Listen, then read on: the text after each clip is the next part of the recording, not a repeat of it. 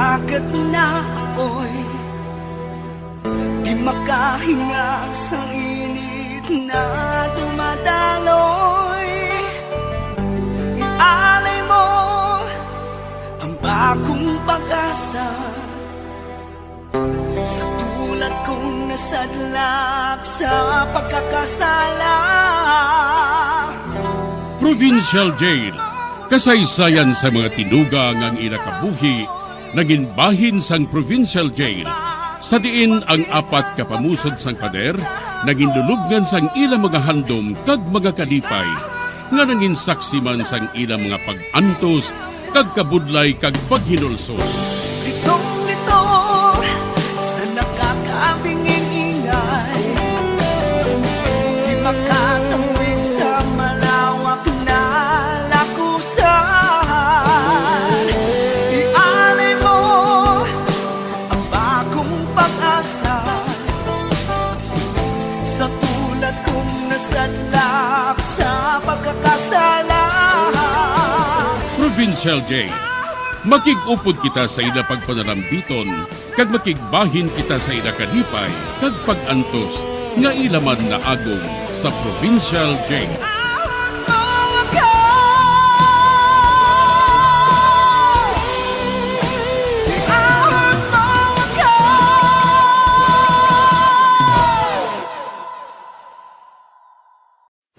Bilang ko sa dagat na apoy, di makahinga sa init na dumadaloy.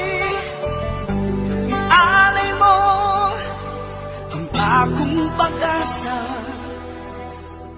sa tulad kong nasadlak sa pagkakasala.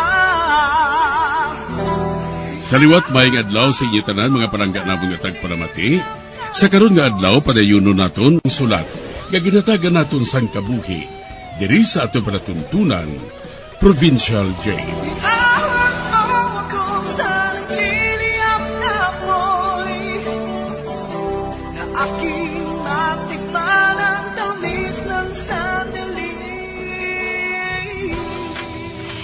Bahin sang nagligad, ginpanindugan ni Daniel si Rachel, kag siya ang nanging tatay sang anak si ni kay Gaston. Sa piyak nga bahin, nagbisita ako kay Flora, agod nga hibaluon ang kahimtangan niya. Apang amo na lang ang akon kakibot, nga naabtan ko didto si Gaston. Diri sini nga bahin, mapadayon ang akon pagsaysay diri sa Provincial Jail. Mas maayo nga pabayan lang naton siya. Mas maayo nga pasundan lang siya. Pasundan lang siya sa iya pagpati, nga si Crispin gid ang munyeka. Amoy na ginahimos ang utod niya nga si Lucy. Kag amo man si Crispin. Kilala na sila ni Crispin sang tuman kadugay. Wala makakilala si Crispin nga sila ang iyayaya? Wala si Crispin makilala ni Flora sang maayo. Pila ka bulan pa lang si Crispin sa maglain ang ulo ni Flora. Kag si Lucy, ang madason nga nanginyaya kay Crispin. Tumalagsahon nga istorya. Abang ang gusto ko lang matabo na malipay ang tigulang nga to. Labi na karon nga naga-interes ako sa tanan nga nagakatabo sa estado. Kun amo, nagaplano ka nga diri maistar? Ang butang nga ina, Miss Federica, ara pa sa kamot sang Diyos.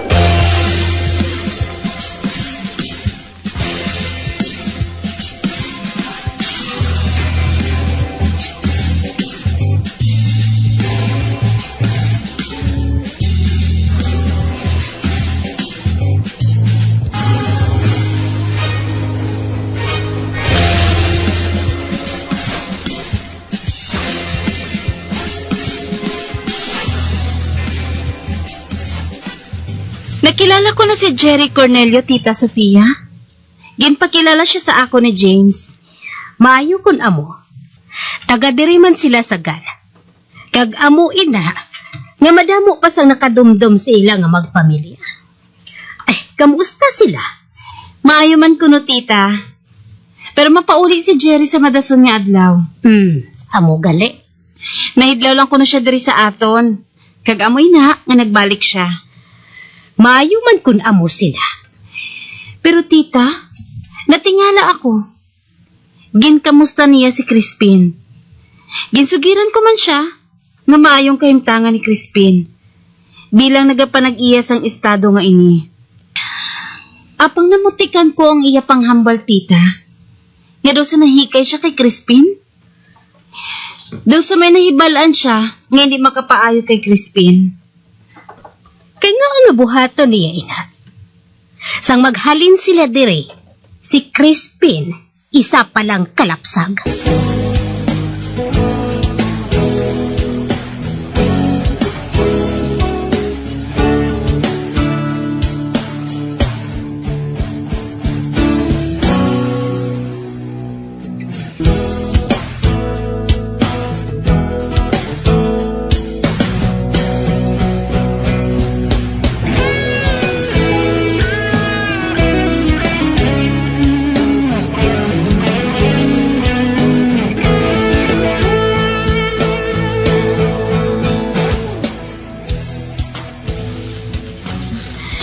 Mahapit naman ako sa ila ni Flora. Tanawin kong kahimtangan niya. Masugata ko si Gaston. Dito siya maghalin sa balay nila ni Flora. Hi! Ikay balo ako kung sa diin ka makanto. Gani, nag-una ako sa pagbisita sa iya. Dito na ako magalin. Amo gali? Nanamian siya kung may bisita siya. Kag naluoy ako sa iya. Apang hindi maluyag ang utod niya. Nga may madamong nga tao nga nagasukilanon sa iya. Amo gali kung nga ginatabo mo. Nga wala ang iya utod kung magkanto ka dito. When the cat is away. Ha? Doon nagangisi siya nga daw sa buang. Nga nagpakikita man siya kay Flora. Nga aayhan? Bukas ang portahan sa likod. Dali ka. Updan ko ikaw. Makanto kita sa ila. Malipay si Flora kung makita niya ako liwat.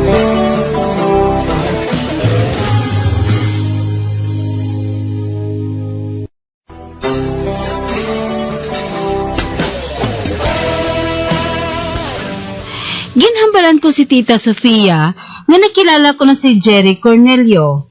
Apang namutikan ko siya panghambal, ya daw sa nahikay siya kay Crispin. Sa pagpadayon ko pagid. Flora, anong natabo sa imo?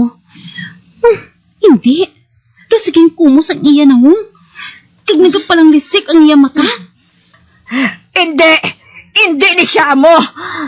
Isa lang ni kaya munyika! Uy, natulok lang niya ako. Kag amuman ang munyika. Isa lang siya ka munyika! Kinhabon niya ang munyeka sa stroller. Nagbalik na bala ang iya kaisipan sa normal? Kag nakita ko man si Gaston. Do curious siya sa nagakatabo kay Flora. Nga, nagbago ba lang dagway sa munyika? Ha? Ani na ako? Anong natubo? Isa lang siya ka munyika! Isa lang siya ka munyika! Nakita kong kahadlok sa iya mga mata, Tita Lucy. Wala sa natabo. Amo man gihapon ang tanan. Dali, magupod ka sa ako. Isa ka munyika! Nagadamgo ka lang. Nagadamgo ka lang, Flora.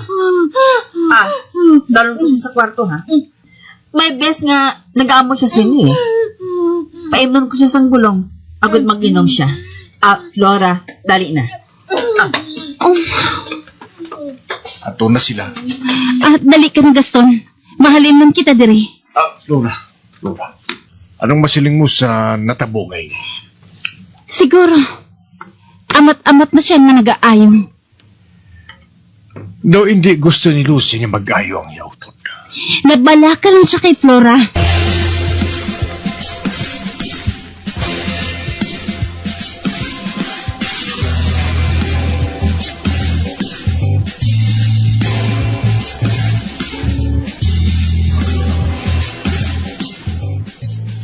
Wala makaibalo si Federica nga nakita ko kay na si Jerry Cornelio. Samtang nagapakadto sa balay ni Flora. Naunahan pa niya ako. Kani nagulat lang ako nga makagwa siya kag magalin. Timalas lang. Kaya naabtan man ako ni Federica. Apang ano ay yan ang ginsiling ni Jerry Cornelio kay Flora. Nga hinali na siya makadumdum. Nga hindi bata ang ginakugos kundi munyika lang. Kagang utod niya nga si Lucy. Dahil di maluya nga mag-ayos si Flora. Na may... Do mas gusto niya nga magapabilin ini nga lagtok. May tinago sila nga wala ko mahibali. Kagamoy nang gusto ko nga mahibalan. Ang sekreto nga hindi nila mabuyagyag. Kagamoy nang buot silingon sa 7 ka uwak nga nakwadro sa dingding.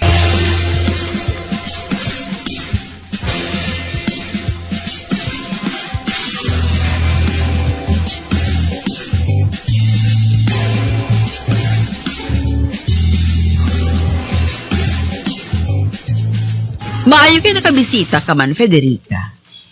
Hindi lang ako mapahamtang sa natabo kay Flora eh. Maayo na siya. Hindi ba na, Flora? Nagtango lang siya. Samtang ginatulod-tulod niya ang stroller nga may munyeka sa sulod. Natulugan na siya. Dalon ko na siya sa sulod. Uy, nakadumdum na siya? Amo ba nila sang una? Apang naliganing nga nagpakalain sa iya. Nga Nagaka-excited siya eh. Masami siya nagadamgo sang malaing nga damgo. Ginabangungot siya. May bulong ako nga ginahatag sa iya. Agad magkalma siya. May kun ano, nga nagapabalik sa iya sang nagligad. Ano ang naglikad? Hindi ayan. May kahilabtanan sa kay Jerry Cornelio? Sa ano matabo, ina? Natingala lang ako, tita. Kay man, nakita siya naman ni Gaston nga naghalin diri sa inyo. Nagapakikita siya kay Flora. Hindi mahimo, ina. Sobrang na 27 katuig nga naghalin diri si Cornelio. Ay, kabay pa nga mag-ayo na si Flora. Tinguhaon ko nga mahimo, ina.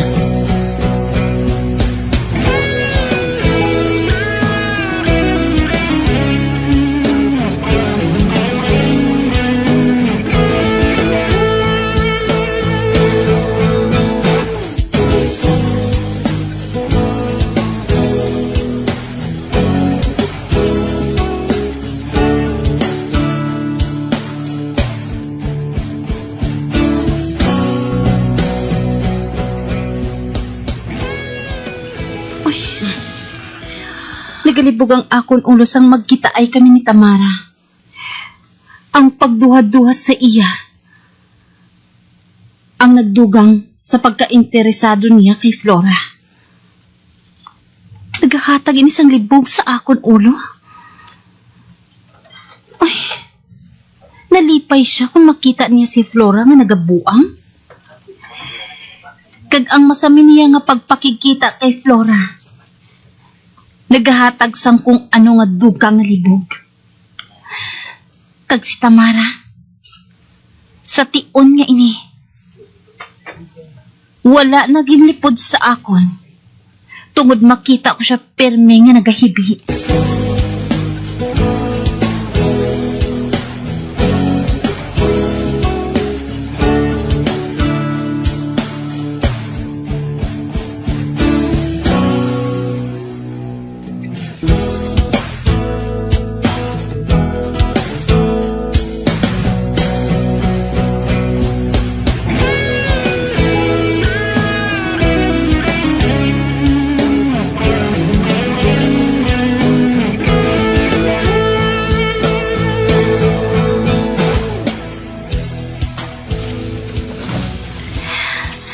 Sugiri ako, Tamara.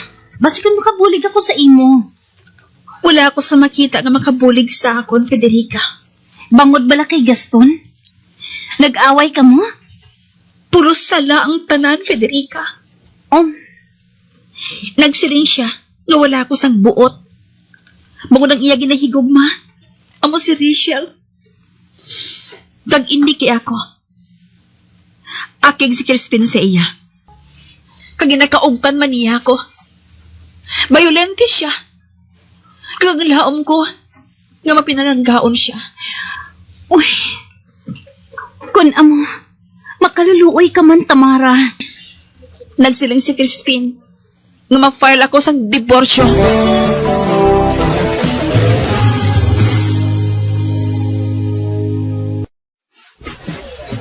Bilang ko agad na ako'y makahinga sa gilid na tumataloy. Alay mo ang bagong pag-asa, natusad na sa pagkakasala. Magagyan sa nagigingit sa pagpabakit, ang mga kasugpunsang sulat ni aton man ginatagan sa kabuhi, diri sa atong katuntunan, provincial ko. Kag kami dili, sa gihapon walang dinikakalipat sa pagpaganda sa inyo.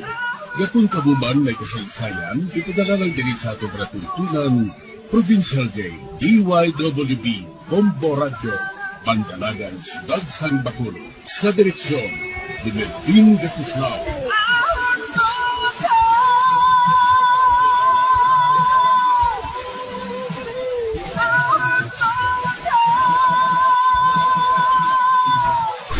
Bombo Radio Philippines. Patuloy na #1 sa drama. Fast Paradyo! Bombo!